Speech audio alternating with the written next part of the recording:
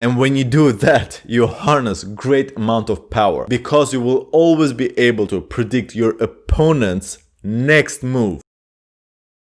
This time I would like to change it up a little bit. I had something on my mind for some time now, and I would like to share my thoughts on why we should game everyone we come in contact with, and that includes your closest people. One cold hard truth you have to realize is that people innately are selfish creatures. And even though we exist in communities and societies in cooperation with others, the basis to our cooperation is our own survival. So you have to have this in mind whenever you interact with people.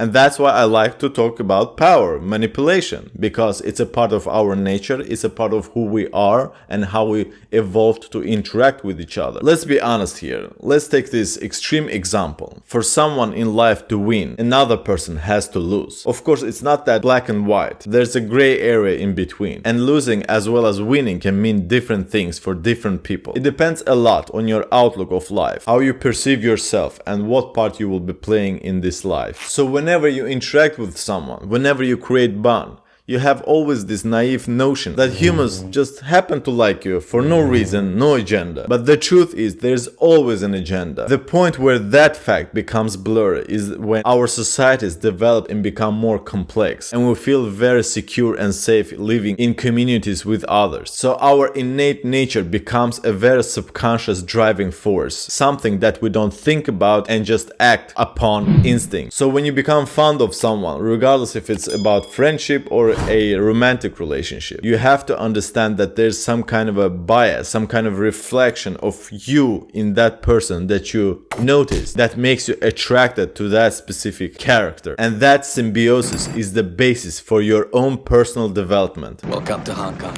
And development happens after your survival instincts are met. The reason why we can act in this civilized manner is because there are no real threats out there. You know how people used to kill each other for small pieces of meat. So that raw animalistic human nature has been suppressed, and instead we act very clean and tidy and civilized. But that human nature is just latent. It doesn't disappear. And in my personal opinion, it becomes even more dangerous because people don't show their true colors on a conscious level. So whenever there's attraction between people, many things are happening subconsciously. And that's where people get frustrated because they think that person is just stupid, ignorant, has an evil nature. But in reality, those reasons are just tip of an iceberg. Most processes are happening subconsciously. And in my opinion, if you take your time, make an effort to understand what is that drives people in your own vicinity, you will understand their agendas. And when you do that, you harness great amount of power because you will always be able to predict your opponent's next move. And let me tell you, that opponent can definitely be your partner, your friend, and yes, even your family member. A food for thought.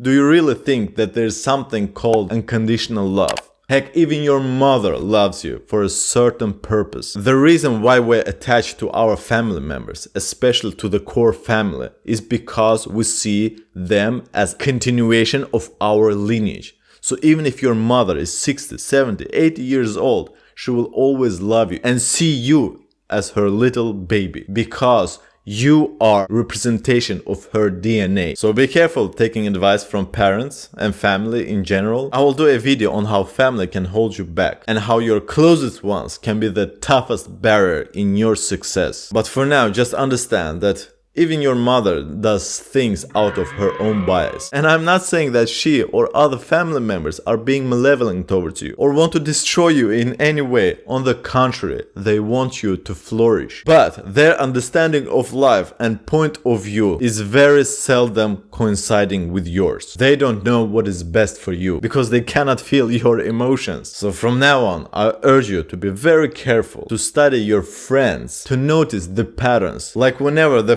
frequency of them reaching out to you lowers, or they're saying stuff to you that they don't actually mean because the actions show something else. I've said this before, life is theater. And I don't think I have to make a case for your colleagues or other superficial acquaintances. Human beings are symbiotic creatures. We hold together as long as it benefits us.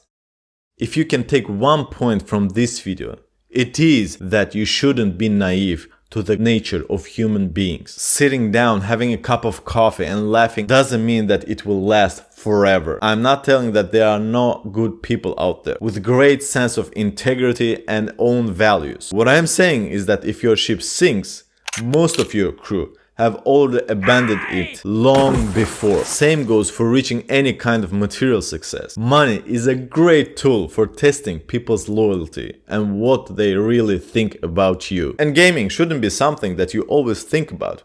It has to become your second nature, something you do instinctively. No one will do things to you unless you allow it. Hossein, out.